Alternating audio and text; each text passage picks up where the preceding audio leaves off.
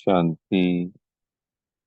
आज 8 अगस्त 2024 के महावाक्यों में प्यारे मीठे बाप दादा ने कहा, मीठे बच्चे, बाप, टीचर और सदगुरु, ये 3 अक्षर याद करो तो अनेक शिफ्तें आ जाएंगी, विशेषताएं आ जाएंगी।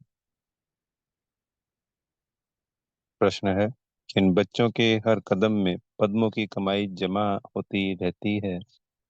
उत्तर है, जो अपना हर कदम सर्विस में बढ़ाते रहते हैं वही पद्मों की कमाई जमा करते हैं। अगर बाबा की सर्विस में कदम नहीं उठाएंगे तो पदम कैसे पाएंगे? सर्विस ही कदम में पदम देती है, इसी से पद्मापतिम पति बनते हो। फिर आज दूसरा प्रश्न भी है, किस राज को जानने के कारण तुम बच्चे सभी के कल्याणकारी बनते हो? उत्तर है, बाबा ने हम बच्चों को यह राज समझाया है कि सभी की यह एक ही हट्टी है, यहाँ सबको आना ही है। यह बहुत गुह्य राज है। इस राज को जानने वाले बच्चे ही सबके कल्याणकारी बनते हैं। ओम शांति। रूहानी बाप के रूहानी बच्चे यह तो हर एक जानते होंगे कि बाबा हमारा बाप भी है, टीचर भी है और सदगुरु भी है। बच्चे जानते हैं, जानते हुए भी घड़ी घड़ी भूल जाते हैं। यहाँ जो बैठे हैं वह जानते तो होंगे ना, परंतु भूल जाते हैं। दुनिया वाले तो बिल्कुल नहीं जानते। बाप कहते हैं, सिर्फ यह 3 अक्षर भी याद रहे तो बहुत सर्विस कर सकते हैं। प्रदर्शनी अथवा म्यूजियम में तुम्हारे पास बहुत आते हैं। घर में भी मित्र संबंधी आदि बहुत आते हैं।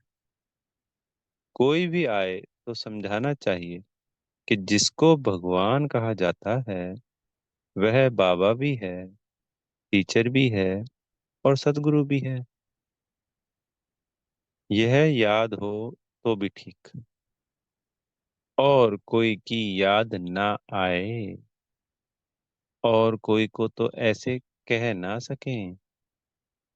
तुम बच्चे जानते हो, हमारा बाबा बाप भी है, टीचर भी है, सतगुरु भी है।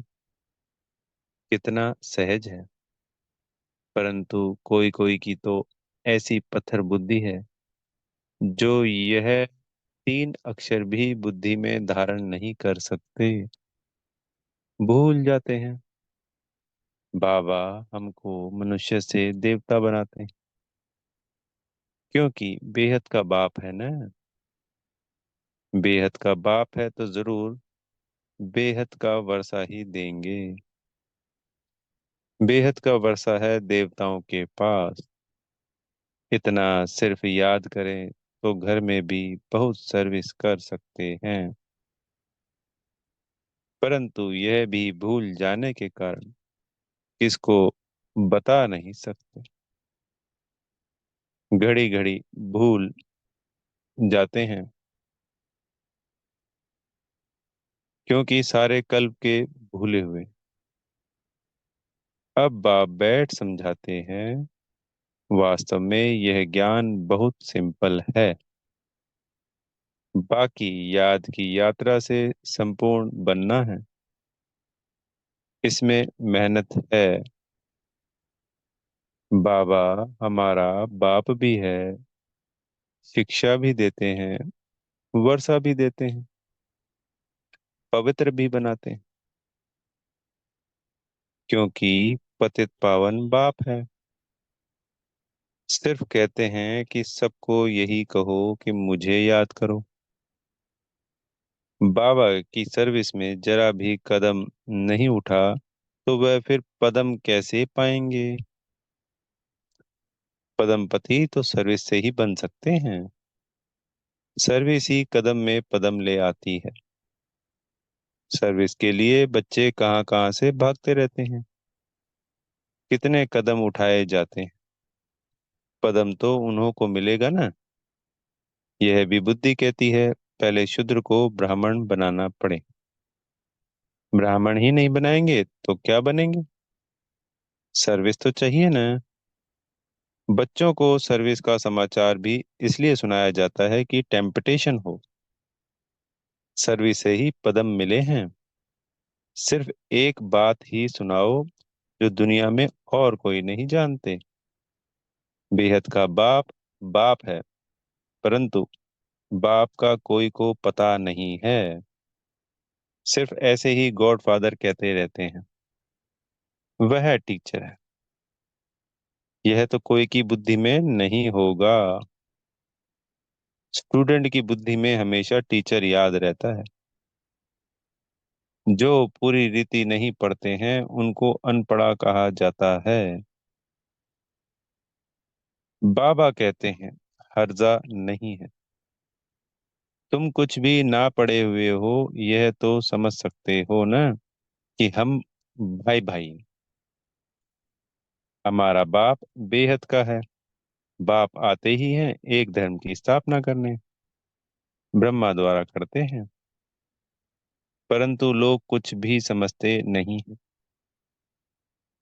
ईश्वर अगर कभी ना आया हुआ होता तो उनको बुलाते ही क्यों? क्योंकि फिर आत्मा में ये चीज समाई हुई है, तभी तो द्वापर से उसको याद करते हैं।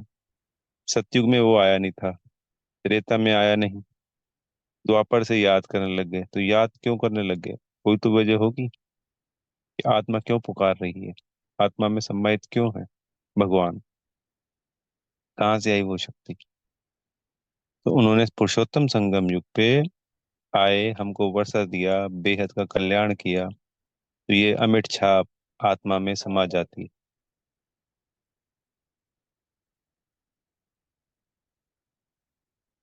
जिसकी वजह से फिर द्वापर और कलयुग में सभी आत्माएं उनको याद करती है अपने अपने तरीके से। कोई आत्मा सुख देगी तो ही तो उसको याद किया जाएगा ना। तो उन्होंने संगम युग पे सुख दिया है बेहद का।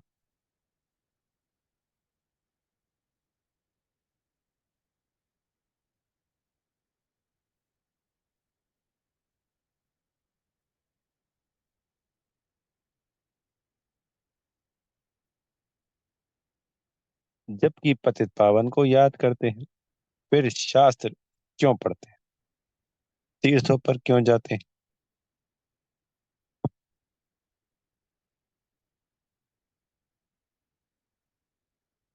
वहां बैठा क्या है कोई जानते ही नहीं, जबकि पतित पावन ईश्वर है। तो गंगा स्नान आदि से कोई पावन हो कैसे सकते? स्वर्ग में कोई जा कैसे सकते? जन्म तो यहाँ ही लेना है। नई दुनिया और पुरानी दुनिया में फर्क तो है ना। इसको सत्युग थोड़ी ही कहेंगे।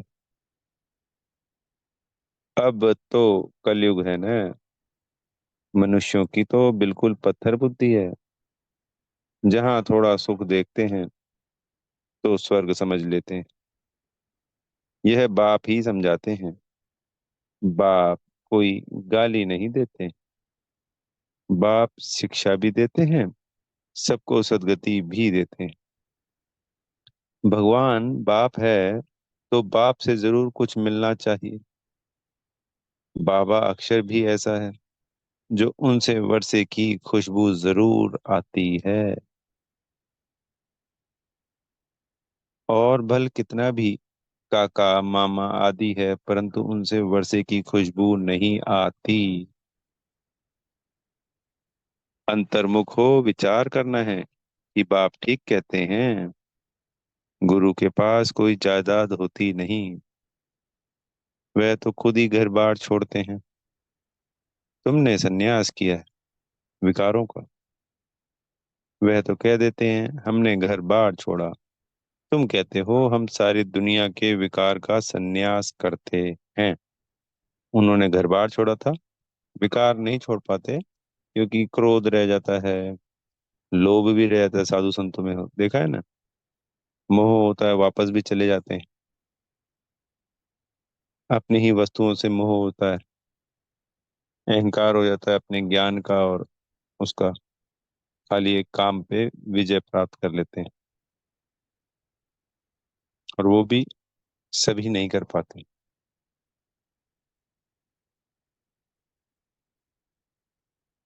और हम घर गृहस्थ में रहते हुए सर्व विकारों से मुक्त रहते हैं, सब विकारों का संन्यास करते हैं। नई दुनिया में जाना कितना सहज है। हम संन्यास करते हैं सारी पुरानी सृष्टि, तमो प्रधान दुनिया का। सतयुग है नई दुनिया, यह भी जानते हो नई दुनिया थी जरूर। सब गाते हैं, स्वर्ग कहा ही जाता है नई दुनिया को। परंतु वो लोग सिर्फ कहने मात्र कह देते हैं, समझ कुछ नहीं। तो बाप बच्चों को कहते हैं सिर्फ यह विचार करो, बाबा हमारा बाप भी है, शिक्षक और सदगुरु भी है, सबको ले जाएंगे। अक्षर ही दो है मन मना भव, इसमें सब आ जाता है। परंतु यह भी भूल जाते हैं, पता नहीं बुद्धि में क्या क्या याद रहता है। नहीं तो रोज लिख कर दो कि इतना समय हम किस अवस्था में बैठे थे। तुम बैठे हो बाप टीचर सदगुरु के सामने, तो वही याद आना चाहिए ना। स्टूडेंट को टीचर ही याद आएगा ना। परंतु यहाँ माया है ना, एकदम माथा ही मूंड देती, सारा राज्य भाग्य ही ले लेती। तुमको पता ही नहीं पड़ता है। आए तो थे वर्षा लेने, परंतु मिलता कुछ भी नहीं। ऐसे ही कहेंगे ना, भल स्वर्ग में तो चलेंगे, परंतु वह कोई बड़ी बात थोड़ी ही है। यहाँ आए भल परंतु पढ़े नहीं, फिर स्वर्ग में तो जाएंगे ना। यहाँ तो बैठे हैं ना, समझते हैं स्वर्ग में जाना, फिर क्या भी बने। वह तो पढ़ाई नहीं हुई ना, थोड़ा भी सुना तो उसका फल मिल जाता है। पढ़ाई से तो बड़ी स्कॉलरशिप मिलती है। बाप से ऊंच पद पाना है, तो पुरुषार्थ करना पड़े। पढ़ाई याद होगी तो 84 का चक्र भी याद आ जाएगा। यहाँ बैठने से सब याद आना चाहिए, परंतु यह भी याद आता नहीं। अगर याद आए तो किसको सुनाए भी। चित्र तो सबके पास है, शिव के चित्र पर तुम कोई को सुनाएंगे तो कभी गुस्सा नहीं करेंगे। बोलो, आओ तो हम आपको बताएं कि यह शिव बेहद का बाप है ना। इनके साथ आपका क्या संबंध है। ऐसे फालतू चित्र तो नहीं होगा। शिव के लिए जरूर कहेंगे यह भगवान है। भगवान तो निराकार ही होता है, उनको बाप कहा जाता है। यह शिक्षा भी देते हैं, तुम्हारी आत्मा शिक्षा लेती है। आत्मा ही सब कुछ करती, टीचर भी आत्मा बनती है। बाप भी इस रथ पर आकर पढ़ाते हैं, सत्युग की स्थापना करते हैं। वहां कलयुग का नाम निशान ही नहीं। कहा सत्युग में मनुष्य कहाँ से आएंगे। सर्विसेबल बच्चों को सारा दिन ख्याल चलता रहते हैं, सर्विस नहीं करते तो समझा जाता है बुद्धि ही नहीं चलती। जैसे बुद्धू बैठे हैं, बाप को समझ नहीं सकते। पतित पावन बाप को याद करने से ही वर्षा मिलेगा। याद करते करते मरेंगे तो बाप की सब मिल्कियत मिलेगी। बेहद के बाप की मिल्कियत है स्वर्ग। बच्चों के पास बैच भी है, घर में मित्र संबंधी आदि तो बहुत आते हैं। कोई मरता है तो भी बहुत आते हैं, उन्हों को भी तुम बहुत अच्छी सर्विस कर सकते हैं।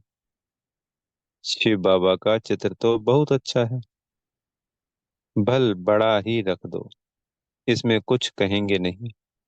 ऐसे नहीं कहेंगे कि ये ब्रह्मा है, यह है गुप्त। तुम गुप्त भी समझा सकते हो। सिर्फ शिव का चित्र रखो और सब चित्र उठा दो। यह शिव बाबा, बाप, टीचर, सदगुरु है। यह आते हैं नई दुनिया की स्थापना करने, और संगम पर ही आते हैं। यह ज्ञान तो बुद्धि में है ना। बोलो, शिव बाबा को याद करो और किसी को याद नहीं करो। शिव बाबा पतित पावन है। वह कहते हैं मुझे याद करो तो तुम मेरे साथ आकर मिलेंगे। तुम गुप्त सर्विस कर सकते हो। यह लक्ष्मी नारायण इस नॉलेज से ही बने हैं। कहेंगे शिव बाबा निराकार है। वह कैसे आते हैं? अरे, तुम्हारी आत्मा भी तो निराकार है। वह कैसे आती है? वह भी ऊपर से आती है ना, पाठ बजाने। यह भी बाप आकर समझाते हैं। बैल पर तो आ ना सके, बोलेगा कैसे? साधारण बूढ़े तन में आते हैं। समझाने की भी बड़ी युक्ति चाहिए। कोई कहते हैं तुम भक्ति नहीं करते हो। बोलो, हम तो सब कुछ करते हैं। युक्ति से चलना होता है। किसको उठाने के लिए सोचना चाहिए। क्या युक्ति रचें? कोई को नाराज भी नहीं करना है। गृहस्थ व्यवहार में रहते सिर्फ पवित्र रहना है। तुम कहते हो बाबा, सर्विस नहीं मिलती है। अरे, अरे सर्विस तो बहुत कर सकते हो। गंगा जी पर जाकर बैठ जाओ। बोलो, यह पानी में स्नान करने से क्या होगा? क्या पावन बन जाएंगे? तुम तो भगवान को कहते हो, हे पतित पावन आओ, आकर पावन बनाओ। फिर वह पतित पावन है या यह? ऐसी नदियां तो ढेर हैं। बाप, पतित पावन तो एक ही है। यह पानी की नदियां तो सदैव है ही। बाप को तो पावन बनाने के लिए आना पड़ता है। आते भी हैं पुरुषोत्तम संगम युग पर, आकर पावन बनाते हैं। वहां कोई पतित होता नहीं। नाम ही है स्वर्ग, नई दुनिया। अभी तो है पुरानी दुनिया। इस संगम युग का तुमको ही पता है, और कोई समझ ना सके। बाप तो अनेक प्रकार की सर्विस की युक्तियां समझाते हैं। बुद्धू भी ना बनो। कहते हैं अमरनाथ पर कबूतर भी होते हैं। पिजन पैगाम पहुंचाते हैं। ऐसे नहीं, परमात्मा का पैगाम ऊपर से कबूतर लाएंगे। यह भी सिखलाते हैं। उनके पाँव में लिख कर बांधेंगे तो ले जाएगा। उनको सहज रीति दाना मिलता है, तो और कहाँ भटकने की दरकार नहीं। तुमको भी यहाँ दाना मिलता है। तुम्हारी बुद्धि में है विश्व की बादशाही, जो यहाँ से मिलती है। वह फिर समझते हैं दाना यहाँ मिलता है तो फिर हीरे हिर जाते हैं। तुम तो चैतन्य हो। तुमको अविनाशी ज्ञान रत्नों का दाना मिलता है।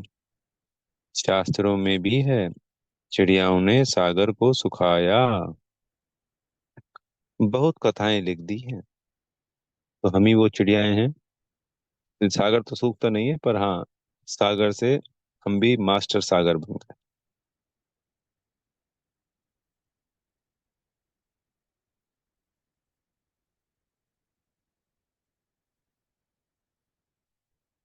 सागर से फिर कहते हैं सागर से देवता निकले। रत्नों की थालियां भर कर ले आए। तो लक्ष्मी जी निकलती है ना, जब समुद्र मंथन दिखाया है, वो भी तो समुद्र का ही तो मंथन दिखाया ना। तो यहाँ पे सागर शिव बाबा का से हम बच्चे इन ज्ञान रत्नों से भरपूर होकर हम भी तो मास्टर सागर बन जाते हैं। इन ज्ञान रत्नों का ही तो मंथन करना है। रत्नों की थालियां भरकर ले आए। कहेंगे सत्य। अब समुद्र से देवता कैसे निकलेंगे? समुद्र में मनुष्य वह देवता रहते हैं क्या? कुछ भी समझते नहीं। जन्म जन्मांतर झूठी पढ़ते सुनते रहते हैं। इसलिए कहते हैं झूठी माया झूठी काया, झूठा सब संसार। सच्चे और झूठे संसार में कितना रात दिन का फर्क है। झूठ बोलते बोलते इंसॉल्वेंट बन पड़े हैं। तुम कितना युक्ति से समझाते हो, फिर भी खोटों में कोई कोई ही बुद्धि में बैठता है। क्योंकि 100 को समझाते हैं तो एक बच्चा निकलता है, दो निकलते हैं, 1000 में से 8 10 निकलते हैं। जरूरी नहीं निकले, नहीं भी निकलते।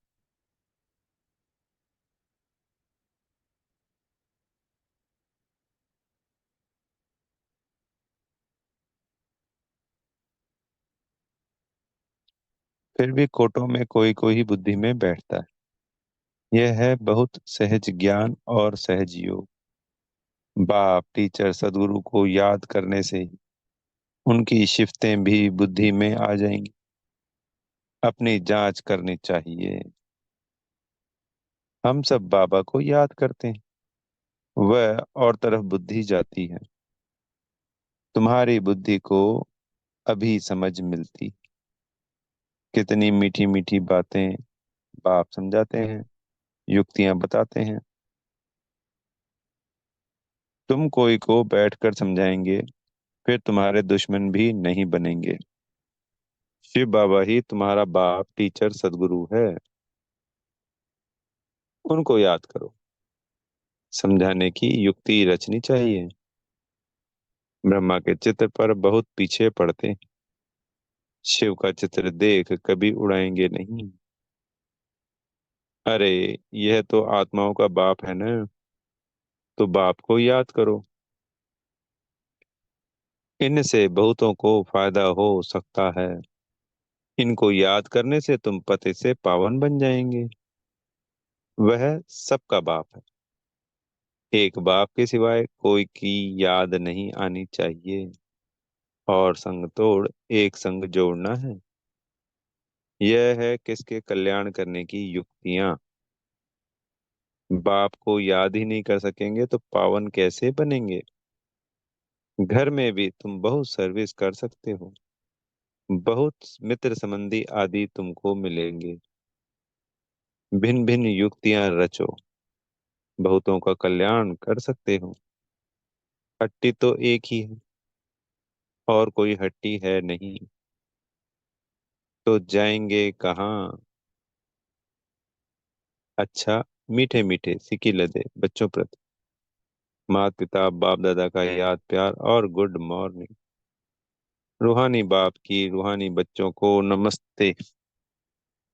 हम रूहानी बच्चों की प्यारे मीठे रूहानी बाप दादाजी को याद प्यार गुड मॉर्निंग और नमस्ते। धारणा के लिए मुख्य सार। पहला पॉइंट, गृहस्थ व्यवहार में बहुत युक्ति से चलना है। कोई को नाराज भी नहीं करना है। पवित्र भी जरूर बनना है। दूसरा पॉइंट, एक बाप से अविनाशी ज्ञान रत्नों का दाना ले अपनी बुद्धि रूपी झोली भरपूर रखनी है। बुद्धि को भटकाना नहीं है। पैगंबर बन सबको बाप का पैगाम देना है। वरदान है, बेहद की वैराग्य वृत्ति द्वारा सर्व लगावों से मुक्त रहने वाले सच्चे राज ऋषि भव। राज ऋषि अर्थात एक तरफ राज्य और दूसरी तरफ ऋषि अर्थात बेहद के वैरागी। अगर कहाँ भी चाहे, अपने में चाहे व्यक्ति में चाहे वस्तु में, कहाँ भी लगाव है तो राज ऋषि नहीं। जिसका संकल्प मात्र भी थोड़ा लगाव है, उसके दो नाव में पांव हुए, फिर ना यहाँ के रहेंगे ना वहां के। इसलिए राज ऋषि बनो, बेहद के वैरागी बनो, अर्थात एक बाप दूसरा ना कोई। यह पाठ पक्का करो।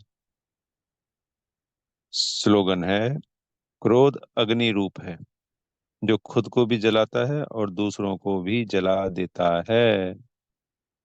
अच्छा, ओम शांति।